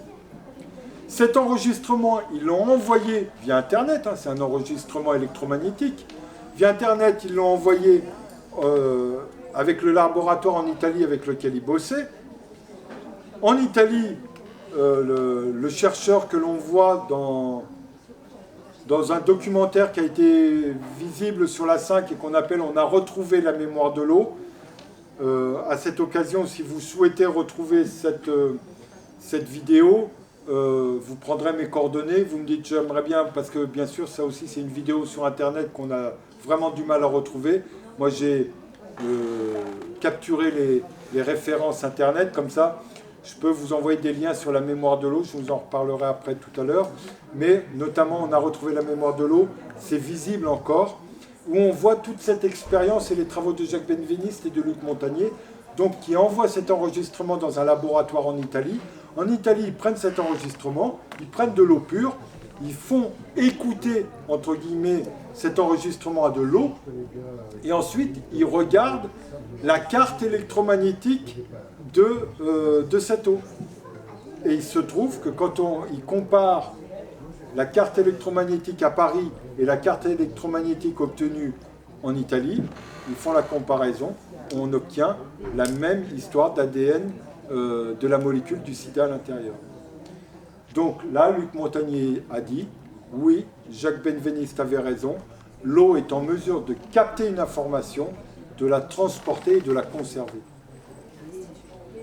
Ça veut dire que de ses travaux, il atteste de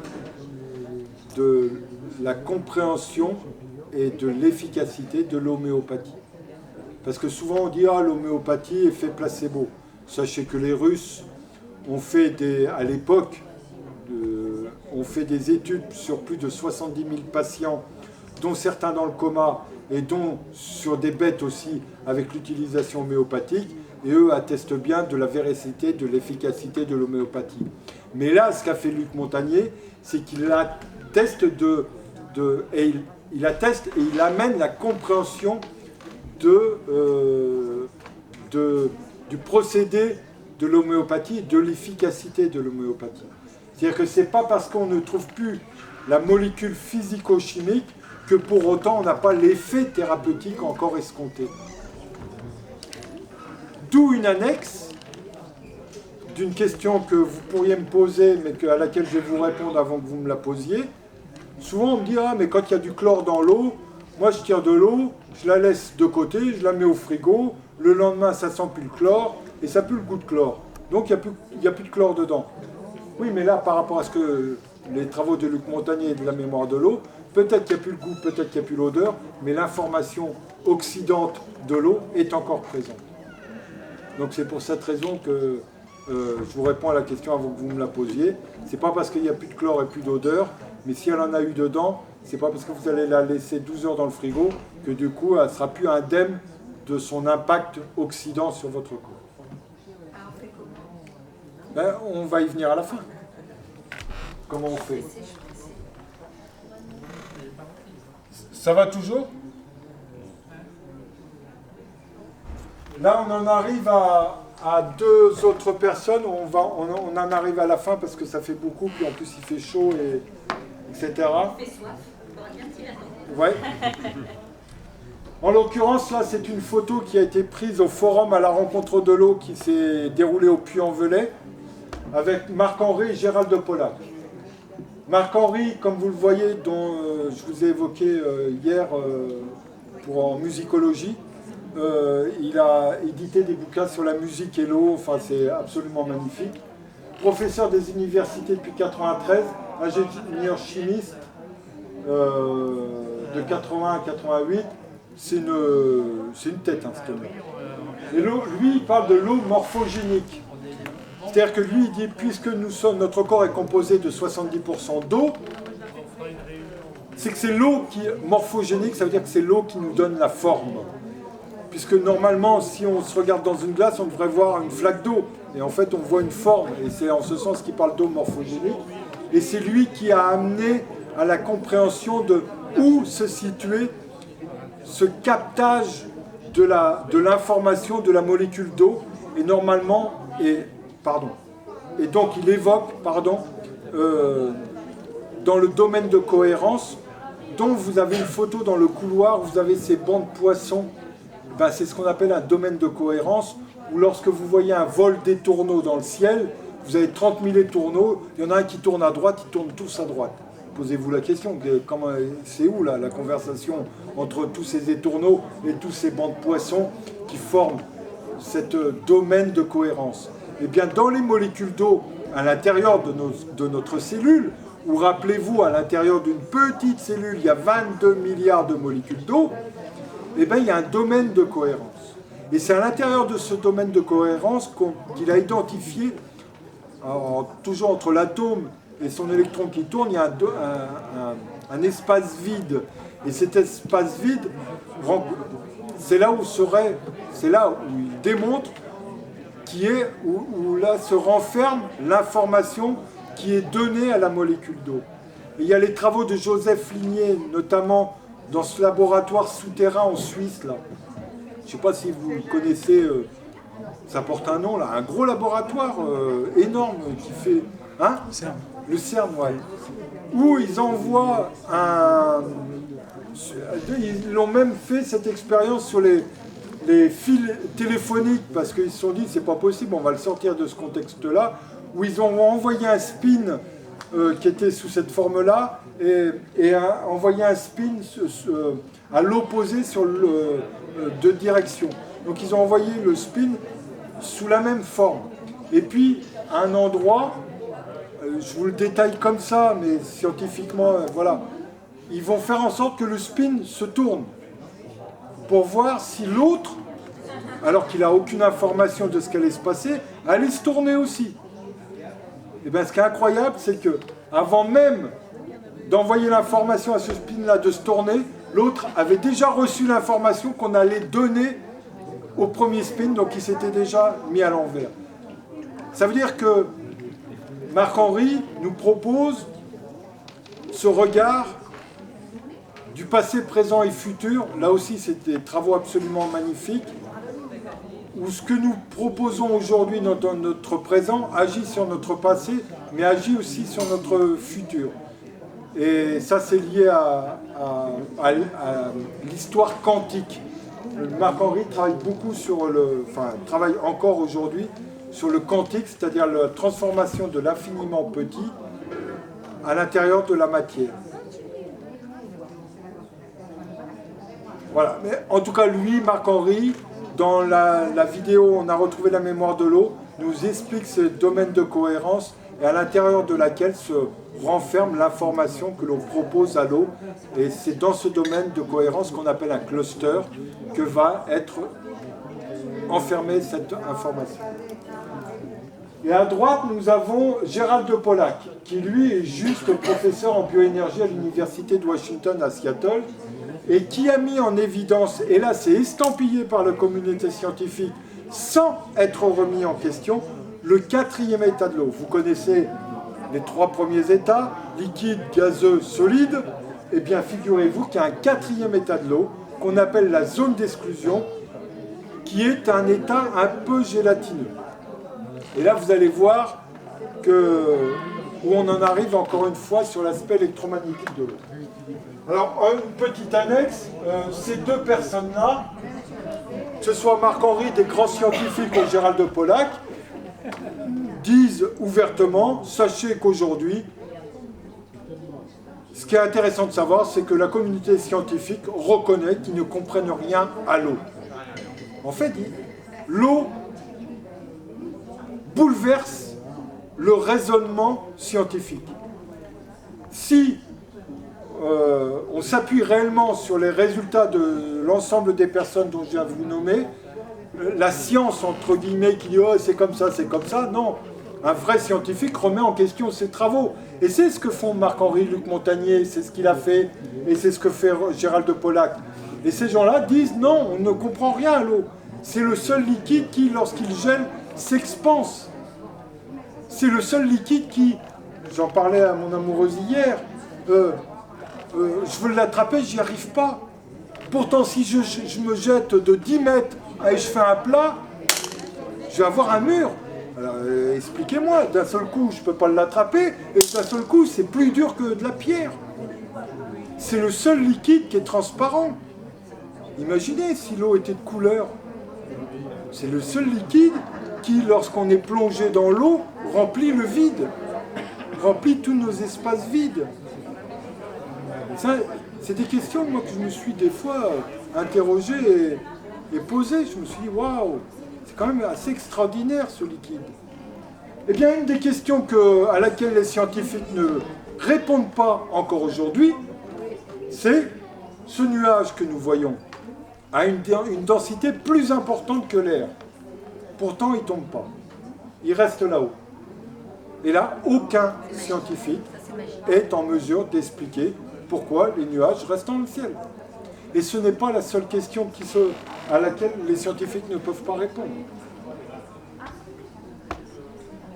Mais les travaux... Attends, je fais juste un petit truc pour savoir par rapport à mon diaporama. Ok. Donc les travaux de Gérald de Pollack. Là encore, il faisait une expérience avec ses étudiants à l'université, et puis il y a un étudiant qui a oublié d'éteindre une lumière le soir en partant d'une expérience. Et le lendemain matin, l'étudiant revient, il regarde et il constate quelque chose vite, comme dit Gérald de Pollack.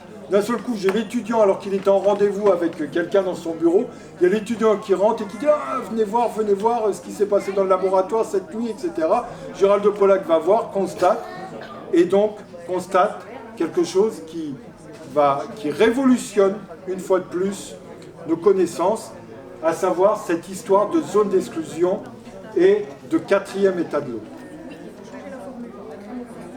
Ce qu'ils ont mis en évidence, c'est que dans un même bocal, lorsqu'il y a une lumière qui est projetée, il y a une production de photons, sachant que toute chose produit de l'ultraviolet, donc produit de l'énergie photonique, de la lumière. Dans la nuit, qu'est-ce qu'on voit quand on fait avec des caméras infrarouges? Voilà, je cherchais le mot.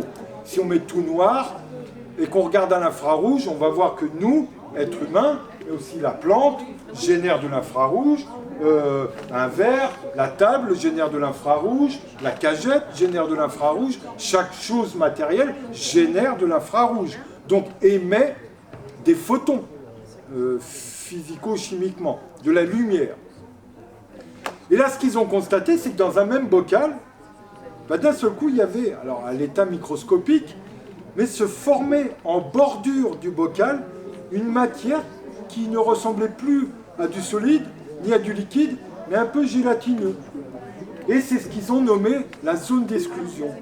Et en fait, ce qu'ils se sont aperçus, c'est que cette matière-là rassemblait dans un même bocal toute la charge électrique de l'eau négative en bordure. Et qu'au centre de ce bocal était concentrée la charge positive. Dans le même bocal. Ce qui veut dire que ils ont fait une expérience dans ce bocal où ils ont planté 2 électrodes à l'endroit de la périphérie de ce bocal et une autre électrode au centre, et ça a fait quoi? Ça allume une lumière. C'est-à-dire que dans le même bocal, ce qui est incroyable, on a une concentration de la charge électrique sur les bords et une concentration de la charge positive sur le centre. C'est le principe des batteries. C'est exactement le principe de la batterie. Et c'est en ce sens que du coup on se balance dans la cellule humaine, que l'on comprend le mécanisme d'où la cellule retire son énergie, c'est-à-dire qu'il a compris, Gérald de Pollack, que grâce à l'énergie de la lumière, telle la photosynthèse sur la plante, nos cellules humaines captent l'énergie de la lumière de façon à transformer via la membrane de la cellule, où la cellule, on retrouve exactement ce qui se passe dans le bocal, c'est-à-dire les charges négatives au bord de la membrane et les charges positives au centre. Et cette micro-centrale électrique permet de transformer l'énergie de la lumière en énergie mécanique, parce que c'est une réalité. On dit que c'est le cœur qui fait battre tout ça. Oui, mais le battement du cœur, il prend son énergie mécanique où, cette histoire? Et moi, je ne m'étais jamais posé la question, jusqu'à ce que les travaux de Gérald de Pollack m'invitent à me dire, mais oui, au fait, l'énergie du cœur, elle vient d'où? Elle vient de cette énergie mécanique retirée de l'énergie de la lumière photonique. Et on comprend, en ce sens, pourquoi la cellule a besoin de cette énergie de la lumière pour fonctionner après en tant que cellule. Mais là, une fois de plus, le plus et le moins, on en est où? On en est toujours cette histoire d'électromagnétisme, d'électricité dans notre corps. D'ailleurs, on le sait, quand on émet une pensée, on émet des pulsions électriques, nous disent-ils.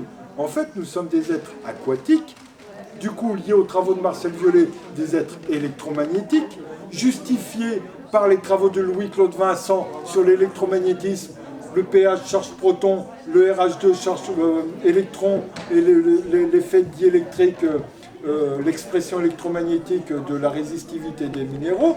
Et quand on voit après le travail de Jacques Benveniste, de Luc Montagnier et plus en avant de Marc-Henri et de Gérald de Pollack sur l'aspect électrique de nos cellules, comment ça fonctionne avec cette histoire de zone d'exclusion et de quatrième état de l'eau, on comprend l'importance de la qualité électromagnétique de notre eau aussi pour notre corps et pour nos cellules.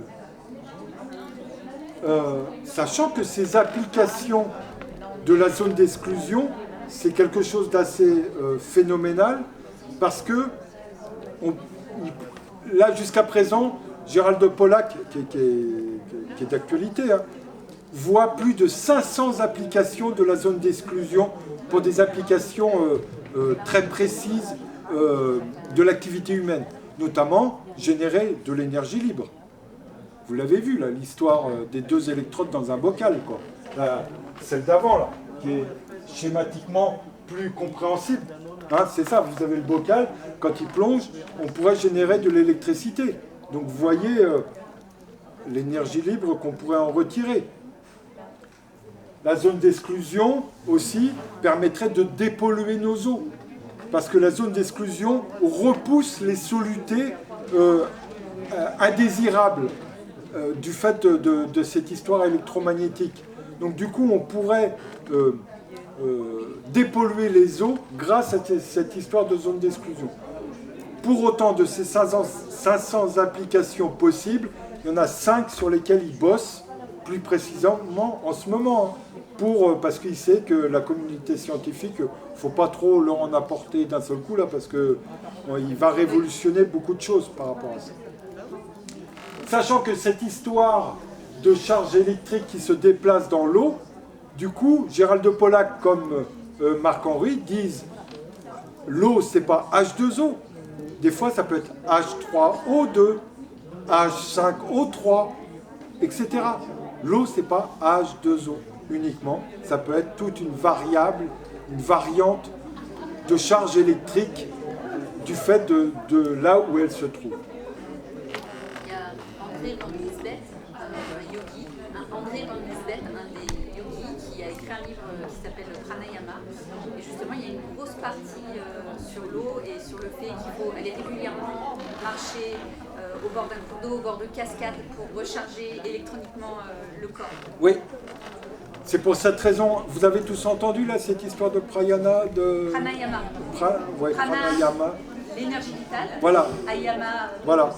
C'est pour cette raison qu'on vous dit aussi, vous avez peut-être entendu des fois dire, il est bon d'aller dans la rosée du matin, marcher pieds nus. Alors sachez que la rosée du matin, il y a de l'eau, et sachez aussi que l'énergie terrestre, puisque avec les baguettes, pour certains qui pratiquent, on peut rechercher le réseau Hartmann, le réseau Curie, donc le réseau électromagnétique de la Terre. La Terre nous envoie énormément d'électrons. C'est pour ça qu'en fait, de marcher pieds nus sur la Terre, on se charge d'électrons. Donc si on se réfère aux travaux de Louis-Claude Vincent sur la charge d'électrons de l'eau, eh ben on se charge négativement. Donc du coup, c'était le RH2, donc on favorise l'état réducteur de notre corps et non pas l'état oxydant. De la même façon, la rosée du matin. De la même façon, lorsque vous inspirez de l'air, je ne sais pas, vous savez, quand vous êtes allongé et que vous voyez le ciel bleu, vous voyez des trucs bouger dans tous les sens, là. Ça, c'est le prana, justement. Mais lorsque vous le respirez en conscience, vous inspirez des électrons, encore une fois. Donc on en est toujours dans cette histoire électrique, entre autres.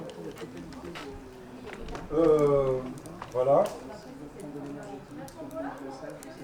Donc ça, c'est un résumé de la cellule dont je vous parlais tout à l'heure. Bon, alors c'est de l'anglais, mais on en arrive à la même histoire. Les charges négatives au bord de la cellule se forment la forme de la zone d'exclusion. Et c'est à ce moment-là qu'il y a, comme le travail de la photosynthèse, le captage de l'énergie photonique est transformé en énergie mécanique. Et d'ailleurs, ces dernières années, à un temps donné, il disait qu'il ne fallait surtout pas s'exposer au soleil aux heures les plus intenses et lumineuses. Et ces dernières années, ils disent bien qu'il faut s'exposer au moins 10 minutes par jour sans lunettes de soleil et sans protection solaire aux heures les plus ensoleillées pour recharger parce qu'ils se sont rendus compte que les gens étaient en déficit. Ouais, en déficit, oui. Oui, de se recharger énergétiquement, mais énergétiquement au sens propre du terme, quoi, de l'électricité. Exactement.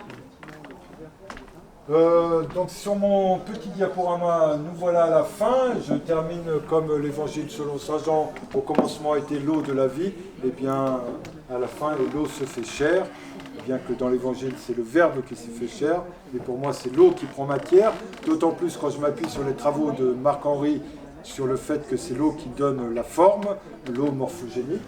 Donc l'eau s'est fait chair. Je crois qu'après, voilà, en prenant soin de l'eau, nous prenons soin de nous. L'eau, source de santé, je pense que vous l'aurez touché lors de cette intervention. Là, c'est quelques phénomènes de l'eau. Hop là, pardon. Je vais manger quelque chose là.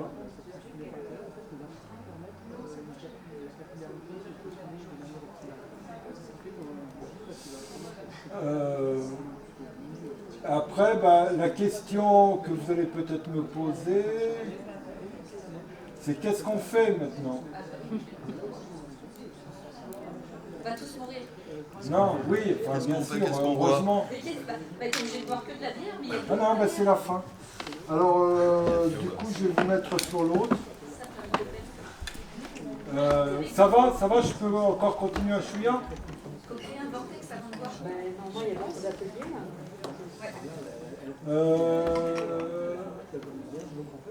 Vous tenez le coup, je peux encore un petit peu? Combien de temps? Quelle heure? Là, j'ai bientôt terminé.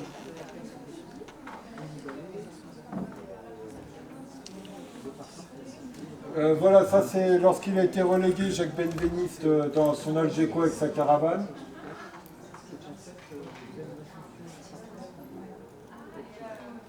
Ça c'est le travail des deux ADN comparés entre la France et l'Italie. Là, c'est les travaux de Masaru Emoto sur la cristallisation sensible. Donc ça, cet homme-là, la cristallisation sensible, c'est... D'ailleurs, vous pouvez dynamiser votre eau simplement en prenant de l'eau entre vos mains dans un verre et lui envoyer juste une information de gratitude et de remerciement. Vous allez l'informer de la même façon que ce qu'il a fait. D'ailleurs, c'est une expérience aussi qui se fait, que je fais en école, où je demande à ce que on cuise du riz avant que j'arrive. On met le riz dans 3 bocaux. On met des mots négatifs sur un bocal, des mots positifs sur le deuxième bocal et rien du tout sur le troisième pour qu'il reste un bocal témoin. Et au bout de 15 jours, qu'est-ce qu'on voit? On voit que l'eau, avec des mots positifs, le riz est resté nickel. Le riz avec des mots négatifs pourri. Et le troisième témoin est en train de travailler à trop mûrir. Donc ça, c'est les travaux où il a fait l'expérience de l'eau avec des mots. Je vous passe les détails. Il l'a fait avec des mots, il l'a fait avec de la musique, il l'a fait avec des photos de la mère Teresa, de Hitler. Il a congelé l'eau à moins 5 degrés. Il a obtenu les cristaux. D'un seul coup, ils étaient beaux. D'un seul coup, ils étaient mal formés de l'autre. Il a fait la même chose avec la musique de Mozart, avec la musique heavy metal. Il a fait écouter de la musique à de l'eau, il a congelé, etc. Et c'est tous les travaux. Vous avez un bouquin en bout de table de Masaru Emoto, le pouvoir guérisseur de l'eau. Mais là où je vous disais où j'ai un peu de mal, c'est pas que j'ai un peu de mal. Grâce à son éditeur, il y a beaucoup de gens qui ont connaissance de la mémoire de l'eau grâce aux travaux de Masaru Emoto. Il l'a rendu accessible en tout cas. Voilà. Pour autant, c'est pas un scientifique et que quand la photo ne lui convenait pas, il l'a squeezé. Mais, dans un deuxième diaporama, j'y fais référence parce que grâce à son éditeur, grâce au travail de son éditeur, en tout cas, il y a beaucoup de gens qui parlent de la mémoire de l'eau grâce à ça. Donc là, voilà quelques échantillons. Et justement, Kroplin, chercheur à l'Institut scientifique et dynamique des constructions aérospatiales à l'Université de Stuttgart, a repris les travaux de Masaru Emoto, scientifiquement, cette fois-ci, Et lui, il dit oui, ok, ça marche cette histoire de cristallisation. Donc là, par contre, c'est pris en université, répété, répété, répété. Et oui, effectivement, le cristal n'est pas le même selon son influence. Là, c'est un autre travail de Koroskov sur une eau la plus pure de Roraima au Venezuela, un endroit où l'homme n'a pas encore été, et en fait, enfin, ne va pas, ou peut-être, voilà. En tout cas, eux, ils y sont allés. Donc, en tout cas, il y a un homme qui y est allé. Mais leur expédition a fait qu'ils ont pris de l'eau et ils l'ont fait boire à des gens. Et vous savez, il y a l'image Kirlian après pour voir la résonance électromagnétique du corps. Et en fait, ça a donné, donc c'est un endroit a priori absolument fantastique. Et là, on voit des trous dans la sphère électromagnétique à gauche. Et une fois qu'ils ont bu l'eau de cet espace-là, les trous énergétiques se blindent.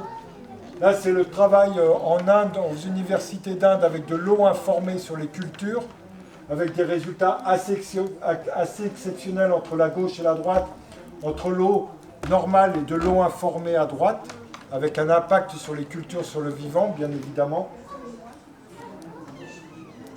Ah, là, c'est l'histoire de l'eau. On la colore, et c'est l'histoire de Moïse là, qui marche sur l'eau. Là. On la colore et on lui fait subir. Il y a un gros un aimant électromagnétique qui en fait sépare l'eau en deux. C'est pour comprendre le fait que l'eau réagit à l'électromagnétisme. Là, c'est notre cher Marc-Henri qui explique l'histoire des domaines de cohérence. Là, c'est Marc-Henri qui dit que c'est l'observateur qui crée la forme. C'est l'observateur qui crée ce que l'on observe et non pas ce que l'on observe qui crée ce que l'on voit. Je m'explique. Un rhinocéros, quand il peint un tableau, il y a toujours un truc comme ça devant le tableau. Et forcément, parce que ce qu'il peint, il y a toujours sa corne. Donc la proposition de Marc-Henri, c'est ce que vous pouvez voir et observer peut-être très différent de la réalité selon l'observateur. Et non pas selon ce que vous observez. C'est l'observateur qui va voir. La preuve, c'est qu'il y a des fois on voit un cylindre, alors que d'autres voient un carré sur votre gauche. C'est bien un cylindre, mais selon de là où vous l'observez, certains vont vous dire « Ah, mais c'est un carré !» L'autre va vous dire « Non, non, non, non, c'est un rond !» Pourtant, ils ont tous les deux raison. Et à droite, il y en a un qui va voir 6, et l'autre qui va voir 9. Et ils vont avoir tous les deux raison. Et moi, si je regarde là, je dis, oh, mais non, c'est un cadenas, votre truc, là. C'est une proposition. C'est pas parce que je vois que ce que je vois et ce que l'autre voit et là, sont la même chose. C'est des propositions de Marc-Henri qui sont très intéressantes. Là, on peut énergétiser l'eau avec nos mains. Cherchez pas plus loin. Avec des cristaux, etc. Là, c'est l'histoire de gel, de la zone d'exclusion. Ah oui. Ça nous donne peut-être la compréhension du nuage qui tient dans le ciel. Ça, c'est une culture de la zone d'exclusion qui, après, ils ont mis dans de l'eau. Bon, ça ressemble bizarrement à un nuage. Si je fais ça, c'est pour aller sur la fin. Donc là, c'est l'histoire de la batterie. Là, c'est l'histoire de la possibilité de dépolluer l'eau grâce à la zone d'exclusion. Ça concentre la soluté au centre. Donc la concentration, on pourrait la récupérer, c'est là où il y aurait tous les polluants, et l'eau diluée, nettoyée, elle sortirait sur la gauche en bas. Là, c'est comprendre qu'il n'y a pas que la nourriture qui nous donne de l'énergie, mais c'est bien la lumière qui permet à l'énergie de la lumière de se transformer en énergie mécanique. Là, c'est l'histoire de la cellule, là, c'est voilà, là, c'est des petites photos de l'eau.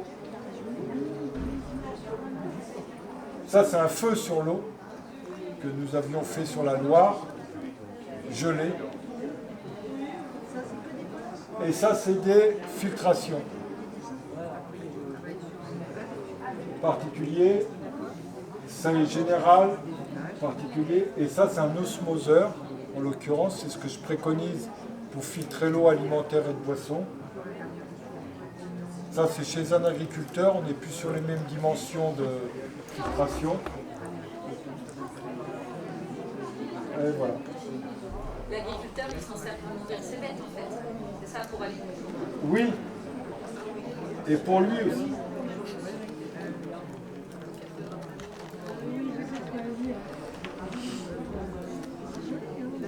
Voilà, j'en ai terminé. Je peux répondre éventuellement à quelques questions. La compréhension, juste la compréhension, le résumé, c'est de comprendre que l'eau a 3 fonctions dans notre corps, transporter, hydrater et éliminer, et qu'elle doit répondre à 3 caractéristiques précises, légèrement acide, réductrice et la moins minéralisée possible, qu'il y a l'aspect électromagnétique de l'eau et des influences extérieures est très importante pour votre corps, et que du coup, en prenant soin de l'eau, vous prendrez soin de vous et de l'eau de votre corps. Si vous avez des questions, je peux y répondre, peut-être, sûrement, éventuellement. Ce que je vous propose aussi, c'est que à disposition, vous avez la plaquette de l'entreprise, mais c'est pour vous donner un ordre d'idée de ce qui est proposé en termes de filtration. Mais à côté, là, on vient de mettre en place une plaquette qu'on a appelée l'eau source de santé, dans lesquelles vous aurez l'ensemble des personnes auxquelles je fais référence, depuis René Quinton jusqu'à Gérald de Pollack. Donc ça vous donnera une petite base où vous aurez les noms pour aller faire des recherches sur ces personnes-là. Voilà. Et puis, si vous avez des questions, je peux vous y répondre éventuellement. Tout à l'heure, ou si tout va bien, quand tout tu est as clair. parlé de l'eau de mer, Oui. je suppose qu'elle est polluée également, puisque c'est par rapport à Quinton, le fait que ce soit proche, etc. Mais elle est également plus polluée, l'eau de mer, j'imagine. Alors, pour une grande partie, oui, elle est polluée. Sachez que le plasma de Quinton, pour certaines entreprises, ils vont le retirer dans des grands vortex, notamment au nord de la Bretagne. On pourrait croire qu'elle est polluée, mais comme je vous disais tout à l'heure, le vortex lié aux travaux de Schauberger crée une transmutation moléculaire et on arrive à retrouver dans le cœur du vortex, dans le cœur du tourbillon, une eau pure. C'est pour ça que malgré que l'eau soit polluée de la mer, on ne peut pas s'imaginer que s'il n'y avait pas ces vortex, déjà que c'est une poubelle de l'activité humaine, mais s'il n'y avait pas ces vortex, ça serait une hécatombe totale. Donc, on retire le plasma marin lié pour produire du plasma de Quinton dans des endroits bien spécifiques de la mer. Et je suppose que dans l'osmoseur, il y a des vortex aussi. Alors, effectivement, là, je vous ai montré un vortex et après, bien évidemment que ce qu'il faut savoir par rapport à ce système de filtration de l'osmoseur, là, on est sur une filtration de 1 millième de micron. Donc là, on éclate ce qu'on appelle le cluster, le domaine de cohérence de l'eau. Donc il s'agit, une fois que l'eau est passée dans l'osmoseur, de lui redonner une dynamique. Donc nous, en l'occurrence, nous travaillons avec du quarks informé qui permet de redonner une information vivante à l'eau. Mais en l'occurrence, vous pourrez très bien ressortir l'eau de votre osmoseur, remplir une carafe d'eau, mettre vos mains dessus, lui dire merci, et vous l'avez retransformé, vous l'avez redynamisé. Votre... On peut aussi faire un vortex dans un verre. Vous pouvez faire un vortex. Nous avons aussi des bouteilles qui permettent, quand on les secoue, de créer le vortex. Vous voyez, mais je vous dis simplement, nous sommes des êtres aquatiques électromagnétiques. Vous prenez un verre, vous mettez vos mains dessus, vous lui envoyez toute votre gratitude et votre amour. Vous goûtez l'eau avant, vous goûtez l'eau après avoir fait ça, vous verrez que l'eau s'est transformée. L'eau est vivante, à mon avis, pour moi, c'est pour ça que notre entreprise s'appelle Société Eau Vivante.